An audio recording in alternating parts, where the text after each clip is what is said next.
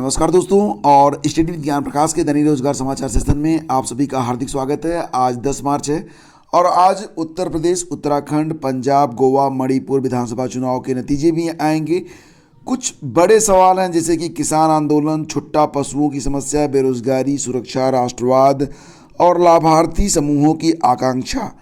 तो इन प्रश्नों को और ये जो मुद्दे हैं ये कितने प्रासंगिक हैं, इसका उत्तर आज जनता के वोट के रूप में सामने आएगा।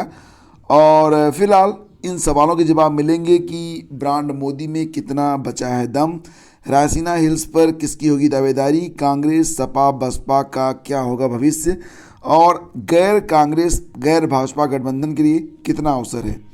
योगी के रूप में भाजपा को मिलेगा एक और ब्रांड, और यूपीए का भविष्य कितना सुरक्षित, भाजपा के गरीब कल्याण एजेंडे में कितना दम, किस करवट बैठेगा अखिलेश का भाजपा फार्मूला, और कोरोना महामारी के बाद यह पहला चुनाव है।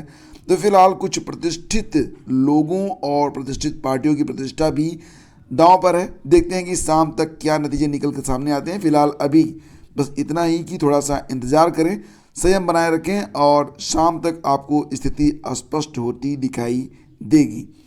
और यूक्रेन की मदद के लिए पोलैंड भेज रहा है लड़ाकू विमान, अमेरिका ने जताई चिंता। तो पोलैंड ने यूक्रेन सेना की मदद के लिए अमेरिका को अपने सभी MiG-29 लड़ाकू विमान देने का प्रस्ताव किया है। इस पर अमेरिका ने कहा कि यह प्रस्ताव नाटो के लिए गंभीर चिंताएं पैदा करता है। पोलैंड ने अमेरिका से ही यह लड़ाकू विमान यूक्रेन तक पहुंचाने को कहा है।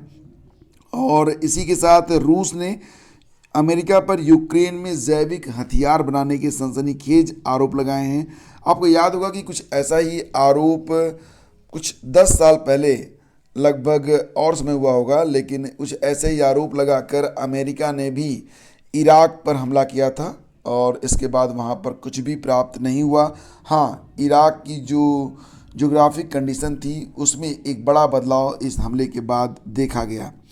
तो फिलहाल फ्रेंड्स, ये कुछ आज के ज्वलंत मुद्दे हैं। इसी के साथ अगर आगे बढ़ें तो एक बड़ी खबर है कि असिस्टेंट प्रोफेसर भर्ती शेष 27 विषयों के साक्षात्कार की तिथियां जो है वो घोषित कर दी गई हैं, यानी कि जो इंटरव्यू होने हैं उसके बारे में पूरी डेट्स डिक्लेयर हो चुकी हैं। 19 जुलाई तक चलेगा इंटरव्यू। पूर्व में घोषित हो चुकी है 20 विषयों की इंटरव्यू की तिथियां। तो फिलहाल खबर है कि उत्तर प्रदेश उच्चतर शिक्षा सेवा आयोग ने बुधवार को असिस्टेंट प्रोफेसर भर्ती परीक्षा के शेष 27 विषयों के इंटरव्यू की डेट्स घोषित कर दी है। आयोग के पोर्टल और वेबसाइट पर तिथि और विषय के मुताबिक अभ्यर्थियों के अनुक्रमांक अपलोड कर दिए गए हैं। और इससे पहले आयोग हिंदी समेत 20 विषयों के इंटरव्यू की तिथि घोषित कर चुका है। और इसके लिए जो इंटरव्यू हैं वो फिलहाल 9 मार्च से शुरू हो गए हैं, जो कि हिंदी विषय के अंतर्गत है। तो बाकी के जो विषय हैं सभी विषयों के बारे में जो इंटरव्यू शेड्यूल है रोल नंबर वाइज वो आपको ऑफिशियल वेबसाइट पर मिल जाएगा।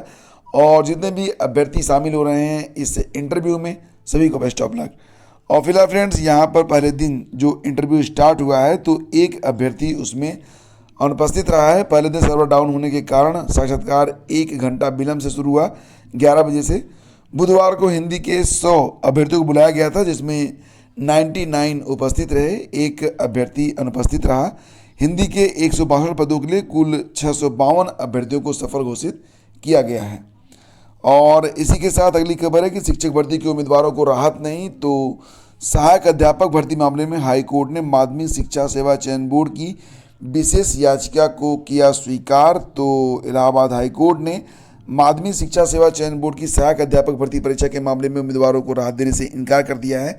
कोर्ट ने माध्यमिक शिक्षा सेवा चयन बोर्ड की ओर से दाखिल विशेष याचिका को स्वीकार करते हुए एकल पीठ द्वारा पूर्व में दिए गए आदेश को भी रद्द कर दिया।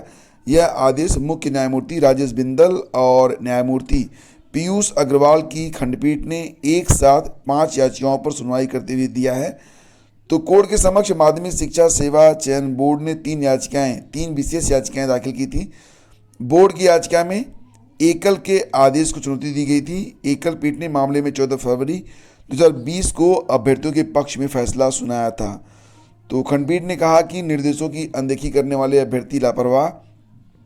मुख्य न्यायमूर्ति की खंडपीठ ने कहा कि OMR सीट में उल्लिखित निर्देशों में स्पष्ट रूप से प्रावधान किया गया है कि किसी भी त्रुटि के लिए आवेदन को अस्वीकार कर दिया जाएगा। इसके बावजूद अभ्यर्थियों ने विकल्पों पर ध्यान नहीं दिया और परीक्षा के दौरान 2 के बजाय 3 विषयों में उत्तर दिए। इससे ऐसा लगता है कि उम्मीदवार अपने दृष्टिकोण में लापरवाह हैं और निर्देशों का ठीक से पालन नहीं कर सकते हैं, जो कि अनिवार्य है।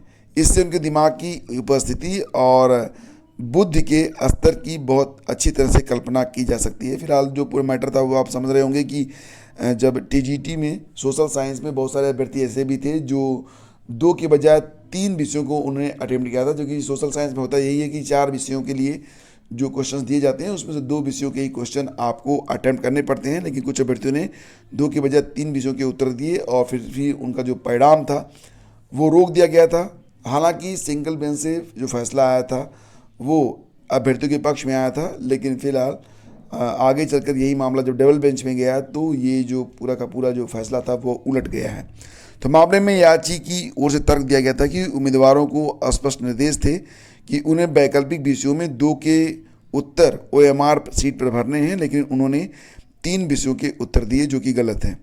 भर्ती परीक्षा में उम्मीदवारों को वैकल्पिक विषयों में अर्थशास्त्र, भूगोल, नागरिक शास्त्र और इतिहास में किसी को भी 2 विषयों को चुनकर उत्तर देने को कहा गया था। कुछ उम्मीदवारों ने पहले जो 2 विकल्प चुने परीक्षा के समय उनके बजाय दूसरे विकल्पों के उत्तर दिए और कुछ ने 3 विकल्पों के उत्तर दिए। इस वजह से उनकी OMR सीट को अस्वीकार कर दिया गया। उम्मीदवारों ने खारिज किए गए आवेदन को हाई कोर्ट में चुनौती दी। एकल पीठ ने सुनवाई कर बोर्ड द्वारा OMR सीट को अस्वीकार करने का आदेश रद्द कर दिया था और उसे समायोजित करने का आदेश दिया था। बोर्ड ने इसी आदेश को चुनौती दी थी। उम्मीदवारों की ओर से तर्क दिया गया कि OMR सीट पर उनके द्वारा दिए गए उत्तरों में केवल 2 विकल्पों पर ही विचार किया जाए, साथ ही उनकी किसी भी त्रुटि को अनदेखा किया जाए या उन्हें ठीक करने की अनुमति दी जाए। यह भी तर्क दिया गया था कि उम्मीदवारों ने जिस विषय का चयन नहीं किया है उनके विषयों की उपेक्षा करते हुए 2 चयनित विषयों के प्रश्नों का मूल्यांकन किया जाए। कोर्ट ने कहा कि यह तर्क आकर्षित लगते हैं लेकिन पूरी तरह से गलत हैं।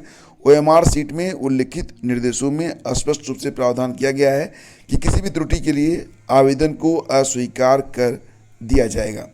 तो ये पूरा मैटर है और जो लोग भी सोशल साइंस से तैयारी कर रहे हैं आगामी टीजीटी परीक्षा के लिए वो इस बात का बहुत ही विशेष रूप से ध्यान रखें कि जो 2 विषय आप चुनते हैं उन्हीं 2 विषयों के लिए आप तैयारी करें और उन्हीं 2 विषयों के उत्तर आप एग्ज़ाम हॉल में दें। अन्यथा की स्थिति में जो आपका OMR सीट है वो अस्वीकृत हो जाएगा और फिर आपका रिजल्ट भी घोषित नहीं होगा। तो ये एक बड़ी न्यूज़ है, ये एक बड़ा सबक है, इस पर ज़रूर ध्यान दीजिएगा, विशेष ध्यान दीजिएगा।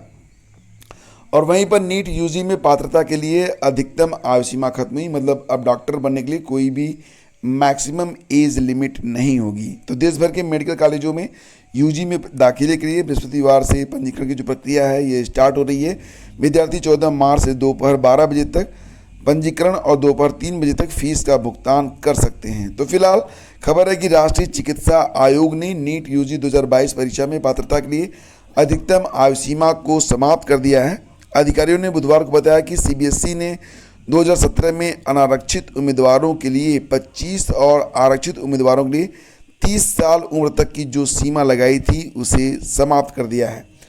तो आयोग के सचिव डॉक्टर पुलकेश कुमार के मुताबिक पिछले साल अक्टूबर में चौथी बैठक में यह फैसला लिया गया और इस संबंध में स्नातक चिकित्सा शिक्षा 1997 पर विनियमों में उपयुक्त रूप से संशोधन के लिए आधिकारिक अधिसूचना जारी करने की प्रक्रिया शुरू कर दी गई है।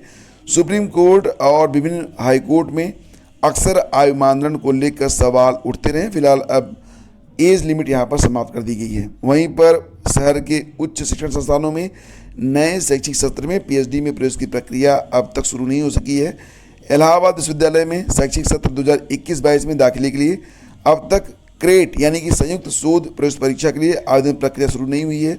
लगातार छात्र मांग कर रहे हैं। वहीं उत्तर प्रदेश राजर्षि टंडन मुक्त विश्वविद्यालय और प्रोफेसर राजेंद्र सिंह विश्वविद्यालय यानी कि रज्जू भैया विश्वविद्यालय में भी PhD प्रवेश की प्रक्रिया अभी स्टार्ट नहीं हुई है और नए सत्र के लिए जो अभ्यर्थी हैं वो इंतज़ार कर रहे हैं।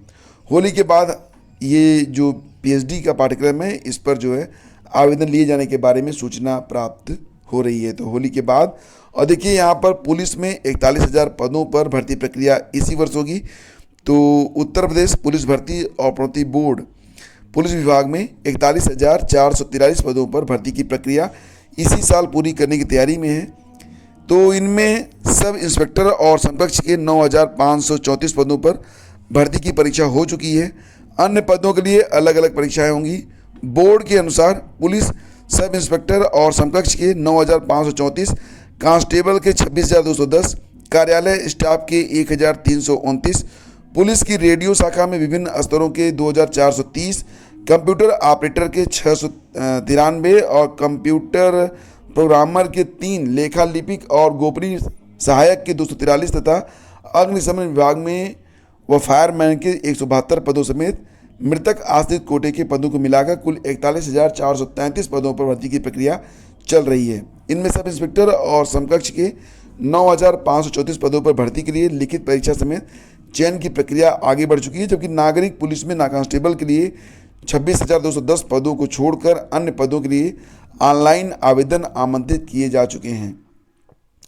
और वहीं पर एक और खबर आ रही है कि SC/ST के पदों पर OBC की नियुक्ति नहीं हो सकती है। सुप्रीम कोर्ट के अनुसार बुधवार को पंजाब में SC/ST श्रेणी में प्राथमिक प्रशिक्षित शिक्षकों यानी कि ETT के खाली 595 पदों को अन्य पिछड़ा वर्ग श्रेणी के उम्मीदवारों से भरे जाने के निर्देश संबंधी याचिका को खारिज कर दिया गया है। न्यायालय ने कहा कि चयन सूची की अधिसूचना के 6 साल बाद ऐसा करना पूरी तरह से गैर न्यायोचित होगा।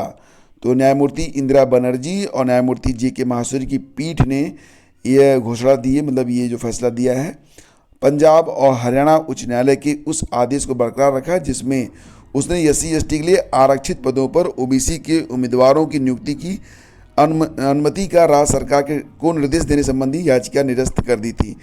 तो शीर्ष अदालत ने पंजाब अनुसूचित जाति और पिछड़ा वर्ग अधिनियम का उल्लेख करते हुए कहा कि यह स्पष्ट है कि प्रत्यक्ष भर्ती या पदोन्नति से भरी जाने वाली आरक्षित रिक्तियों को नियुक्ति अधिकारी अनारक्षित नहीं कर सकता है। तो दोस्तों ये थी आज की पूरी update. Thank you so much, आपने पूरा वीडियो देखा। Please do like and share.